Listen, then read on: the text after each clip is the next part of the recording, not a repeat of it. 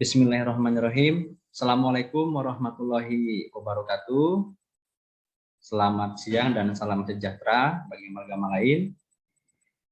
Perkenalkan, nama saya Dedi Rawandi. Saya dosen tetap Prodi D3 Keperawatan Stikes Sang Tua Surabaya. Pada kesempatan ini, saya akan menjelaskan salah satu mata kuliah yang saya ampu, yaitu keperawatan dasar dengan metode DIA, Delivery, Interaction, and Assessment. Mata kuliah ini mempunyai bobot 5 SKS dengan rincian 3 SKS teori dan 2 SKS praktikum yang diberikan kepada mahasiswa keperawatan Prodi D3 Keperawatan pada semester 2.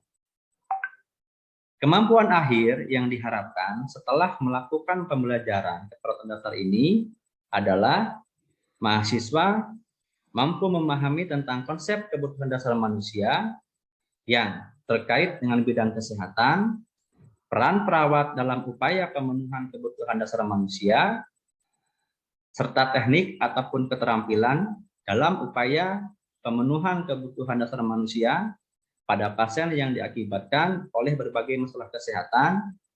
Oleh karena itu, MA ini mempelajari tentang satu, konsep pemeriksaan fisik sistem tubuh. Yang kedua, konsep kebutuhan dasar manusia. Konsep pemeriksaan antropometri. Konsep alat-alat kesehatan. Konsep latihan napas dalam, batuk efektif, postural drainase, clapping, vibrating, suction, dan nebul. Konsep pemenuhan kebutuhan oksigen, konsep pemeriksaan TTV, konsep pemenuhan kebutuhan suhu tubuh, konsep infus, transfusi darah, penghitungan tetesan infus, pemeriksaan kadar gula darah. Konsep pemenuhan kebutuhan cairan dan elektrolit, konsep pemberian nutrisi oral, pemasangan NGT, kumbah lambung, dan pemberian nutrisi parenteral. Berikutnya, konsep pemenuhan kebutuhan nutrisi, konsep pemasangan kateter urin, kateter kondom, membantu BAK di tempat tidur, huknah, dan membantu BAB di tempat tidur.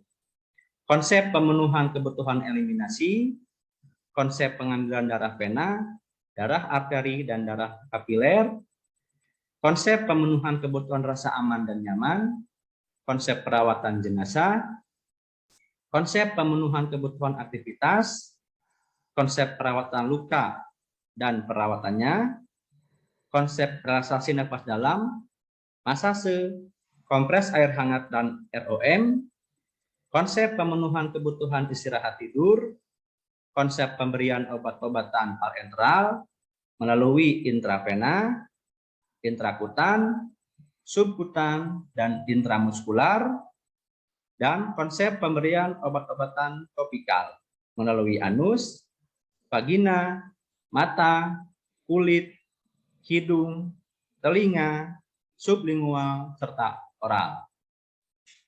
Sistem pembelajaran yang saya gunakan adalah blended learning, yaitu kombinasi pembelajaran e-learning dan tatap muka.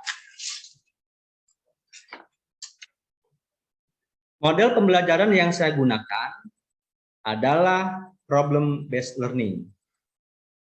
Ini digunakan untuk meningkatkan kemampuan dalam menerapkan konsep dalam permasalahan yang nyata dan juga untuk memantapkan skill mahasiswa.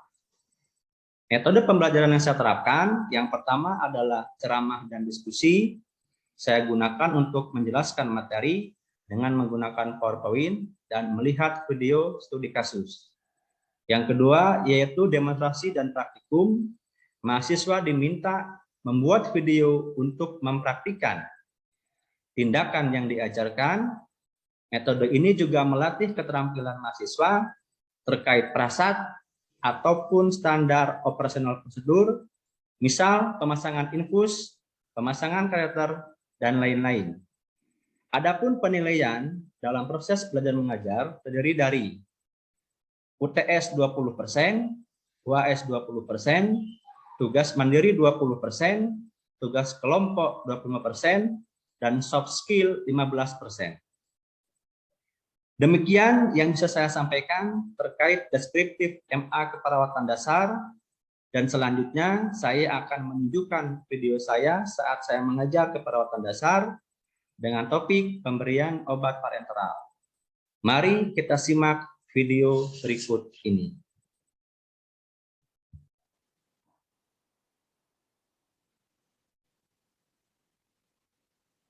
Baik, bismillahirrahmanirrahim. Assalamualaikum warahmatullahi wabarakatuh.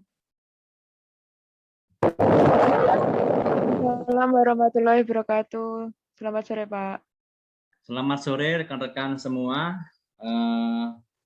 Alhamdulillah pada kesempatan ini kita bisa berjumpa kembali dalam rangka perkuliahan keperawatan dasar.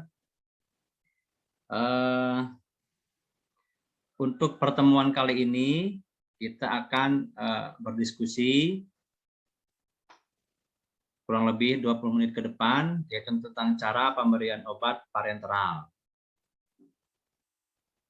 Nah, rekan-rekan semua, setelah pembelajaran peserta, nanti diharapkan peserta mampu menjelaskan pengertian pemberian obat parenteral, menjelaskan tujuan utama pemberian obat parenteral, menjelaskan keuntungan dan kerugian pemberian obat parenteral, menjelaskan macam pemberian obat secara parenteral, menjelaskan cara injeksi intrakutan, menjelaskan cara injeksi subkutan, menjelaskan cara injeksi intramuskular, dan menjelaskan cara injeksi intravena. Baik, adapun definisi dari pemberian obat parenteral atau injeksi, itu merupakan pemberian obat yang dilakukan dengan menyuntikkan obat tertentu ke jaringan tubuh atau pembuluh darah dengan menggunakan spray.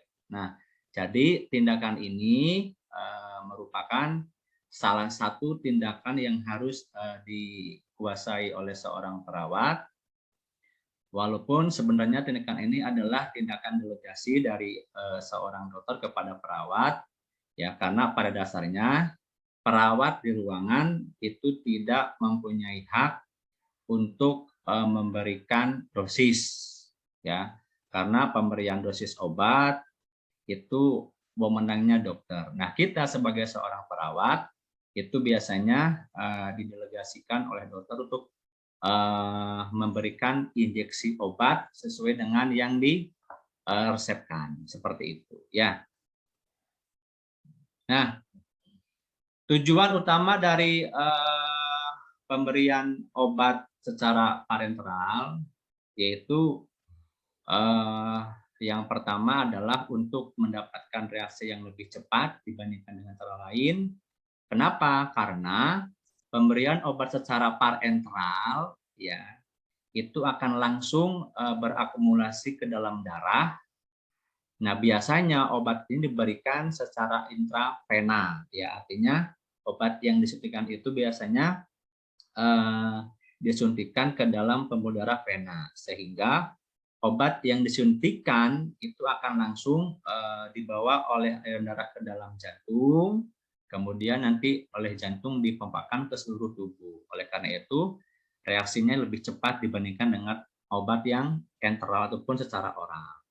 Yang kedua, untuk memperoleh reaksi setempat, ya, biasanya tes alergi ataupun tes intrakutan. Nah, biasanya tes ini dilakukan pada pasien-pasien yang baru pertama kali mendapatkan terapi antibiotik. Nah, oleh karena itu, ingat, perlu kita waspadai, jika pasien itu pertama kali mendapatkan terapi antibiotik, ya, kita harus lakukan tes alergi. Karena apa? Karena kalau misalkan tidak dilakukan, ya, yang kita khawatirkan nanti pasien itu tidak tahan daya tahan tubuhnya terhadap obat yang akan kita berikan. Nah, kalau hal ini sampai terjadi, hati-hati rekan-rekan, ya, itu bisa menjadikan sebuah keadaan yang darurat, yaitu yang dikenal dengan istilahnya bisa menjadi shock anafilaksis, ya, karena keracunan obat ya, akibat tidak dilakukan tes alergi. Gitu.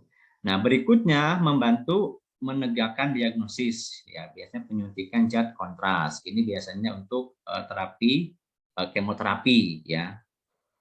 Yang keempat, memberikan zat imunologi. Contohnya apa? Seperti vaksin. Nah, kemarin pada saat gencar-gencarnya COVID-19 itu kan banyak sekali apa ya, mahasiswa-mahasiswa rekan-rekan dari istri sang keluarga itu dijadikan sebagai vaksinator, ya dipercaya oleh pihak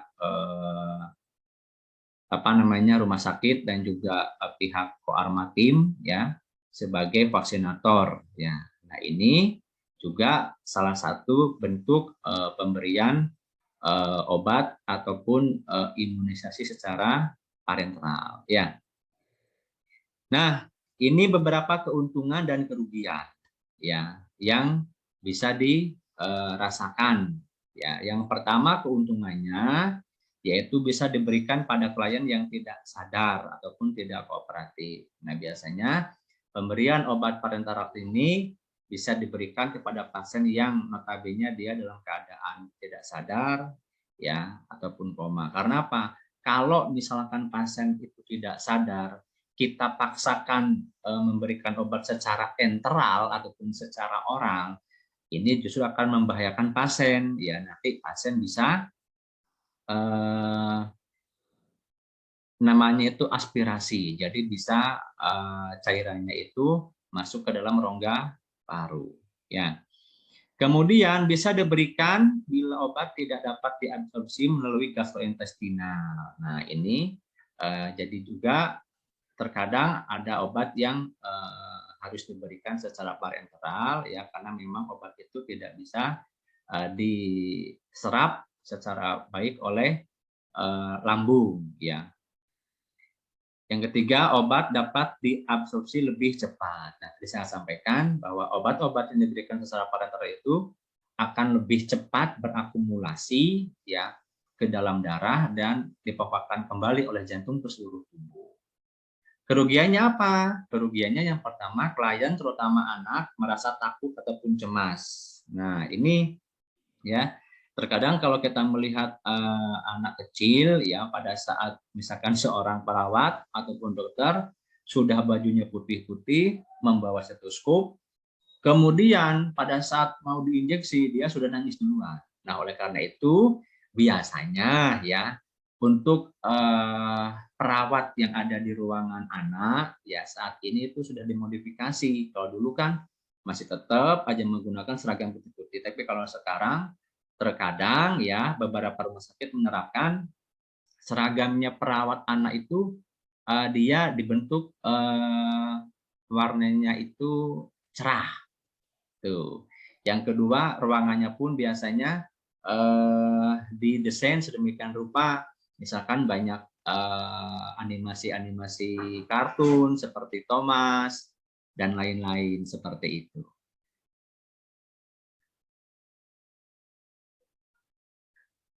Nah, jadi rekan-rekan ya untuk meminimalisir rasa takut kepada anak itu biasanya Karu itu yaitu tadi dia mendesain seragam perawatnya itu tidak bentuk putih-putih tetapi menggunakan warna yang cerah ya karena apa? Karena kesannya kalau putih-putih anak itu akan merasa takut duluan sebelum dilakukan perawatan, lebih-lebih kalau sudah membawa jarum suntik. Nah, begitu nggih. Berikutnya adalah kerugiannya menimbulkan rasa tidak nyaman dan sakit. Nah, memang ya contoh saja ketika saya dulu praktikum ya dengan teman-teman.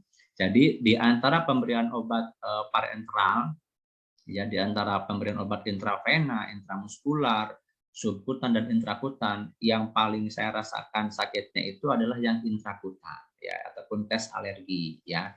Itu sakitnya luar biasa itu ya. Jadi terasa panas ya dan juga perih gitu ya. Oke. Berikutnya adalah dapat menyebabkan infeksi ya perlu teknik steril. Nah, ini yang harus kita perhatikan rekan-rekan ya. Jadi kalau kita memberikan obat secara parenteral, jangan lupa ya teknik aseptiknya harus betul-betul diperhatikan ya. Oke. Nah, ini macam-macam pemberian obat secara parenteral, diantaranya ada intrakutan, subkutan, intramuskular, dan intravena. Nah, intrakutan itu biasanya dilakukan pada pasien yang melalui tes alergi, ya.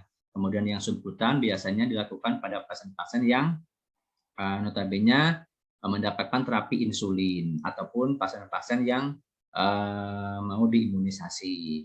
Nah, kalau intramuskular ini biasanya obat golongan tertentu yang dimana biasanya yang digunakan organ tubuh bagian gluteus maximus ataupun mohon maaf ya kalau orang mengatakan di bagian bokong ya.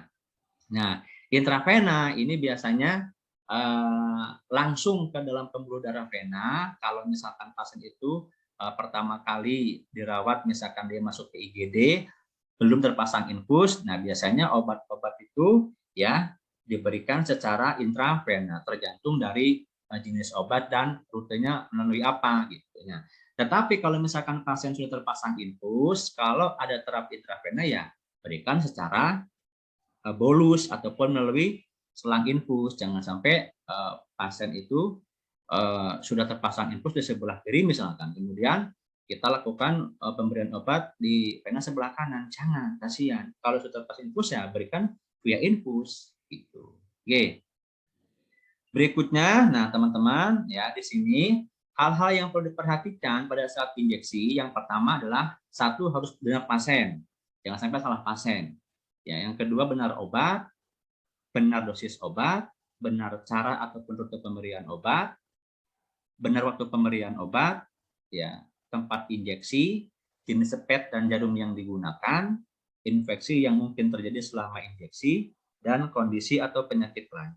Nah, ini hal-hal yang perlu kita perhatikan, ya, pada saat kita mau memberikan obat secara parenteral ataupun injeksi.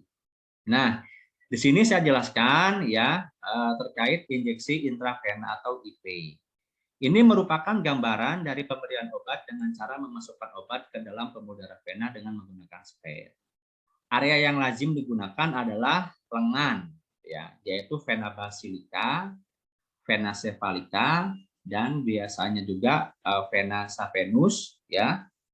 Kemudian vena jugularis dan juga vena frontalis ataupun vena temporalis. Tapi yang paling sering digunakan adalah vena basilika dan vena cephalica, terkena juga vena mediana cubiti ya.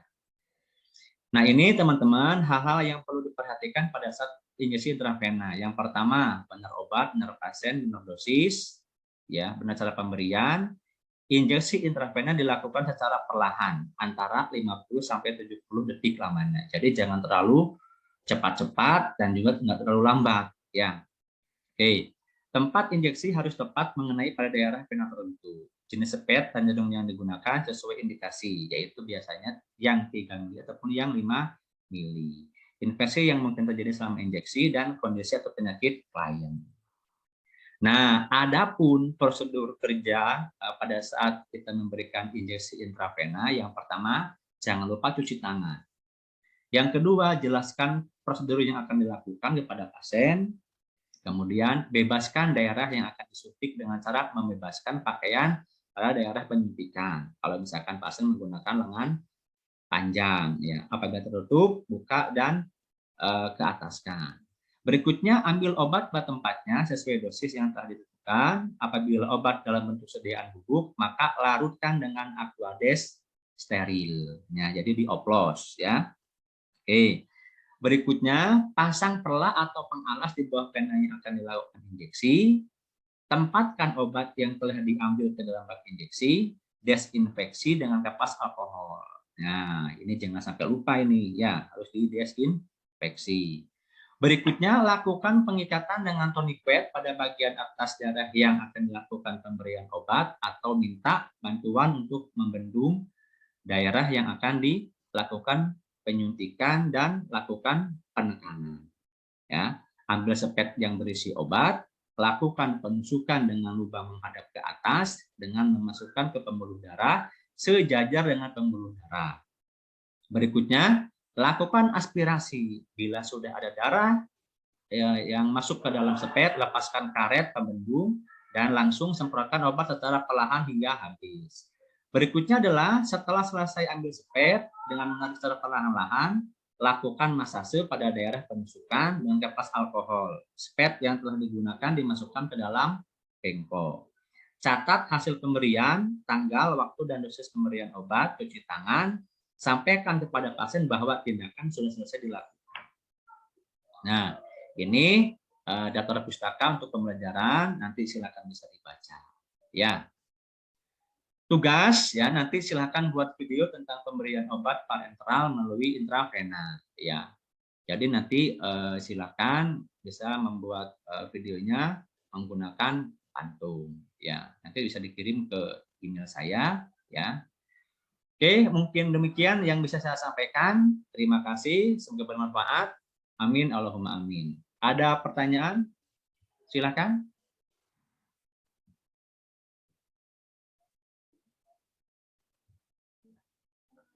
Kalau ada yang mau disampaikan, monggo.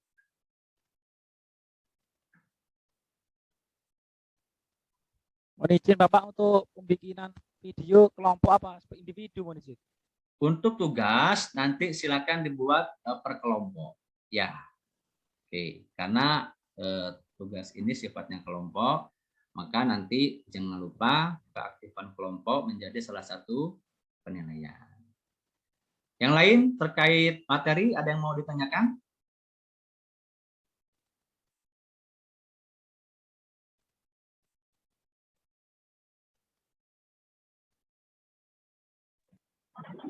Bapak.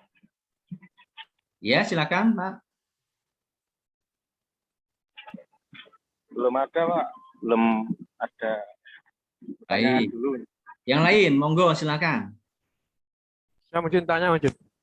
Silakan, Pak Mulyono. Mohon Saya maaf, Majid. mungkin bisa di-on-kan kameranya ya, yang bertanya. Kalau teman-teman tidak keberatan, ya silakan di-on-kan semua kameranya. Ya. Ya, silakan Pak Mulyono, Pak. Monggo Saya pertanyaannya. mohon maaf untuk laptopnya, kameranya nggak bisa. Iya, enggak apa-apa. Monggo Saya silakan. ini mau menanyakan tentang pengalaman. Jadi kita pernah melakukan injeksi intravena, terus reaksi pada si anggota atau pasien itu kurang lebih 15 menit dia mengalami sesak. Nah, mungkin langkah-langkah apa yang harus kita lakukan untuk mengantisipasi kalau sudah terjadi kayak gitu. Terima kasih. Baik, ya. Jadi salah satu hal yang harus kita lakukan, ingat sebelum kita memberikan terapi intravena, ya kita harus mengetahui dulu jenis obat apa yang mau diberikan kepada pasien. Ya, itu ingat. Yang kedua, kalau misalkan antibiotik, ditanyakan kepada pasien apakah sebelumnya sudah pernah atau belum mendapatkan terapi antibiotik. Pak, bagaimana kalau misalkan sudah terlanjur obatnya masuk, kemudian kondisinya sesak? Nah, ini ya ingat, harus segera kita konsulkan dengan dokter ya untuk pemberian terapi lanjutan. Ya, cuma tindakan pertama yang harus kita lakukan sebagai seorang perawat, kalau pasien itu sesak, ya maka harus kita posisikan semi polar ataupun polar. Dan jangan lupa ya kita berikan terapi oksigen sambil menunggu hasil kolaborasi dengan dokter terkait pemberian terapi lanjutan. Ya, ingat, saya tekankan lagi, kita sebagai seorang perawat tidak diperkenankan memberikan dosis obat ya, karena kita tidak punya wewenang untuk hal itu. Begitu ya, Pak? Saya mau izin, jadi kayak kita kan sebagai Bagas Keri kan orang kesehatan cuma satu. Jadi kalau di tengah laut itu mungkin kita mau kolaborasi sama dokter kan mungkin nggak bisa. Jadi untuk langkah yang utama harus itu Majid. Atau mungkin kita kasih obat sesak, mungkin kita injek lagi dengan Dexa atau bagaimana? Oke. Kalau dalam situasi darurat, Pak, ya artinya tidak ada dokter di situ, ya. Memang dalam undang-undang kita diperbolehkan memberikan obat, ya. Maka kalau misalkan sesak ya, maka berikanlah obat sesak. Ya, kalau misalkan itu ada alat untuk nebul ya kita lakukan nebul gitu ya. Tapi yang paling utama jangan lupa kita posisikan terlebih dahulu pasien dalam keadaan boleh polar ataupun semi polar ya. Kemudian kalau ada di situ ya berikan segera terapi oksigen, kemudian longgarkan kalau misalkan pasien menggunakan baju yang ketat, misalkan pakai sabuk, maka kita longgarkan sabuknya. Ya intinya jangan sampai pasien itu tertekan, ya tertekan di bagian perutnya karena akan mengganggu proses diafragmanya gitu ya. Gitu nggih. Siap, Monjin. Terima kasih untuk Baik, informasi yang lain siap. ada pertanyaan?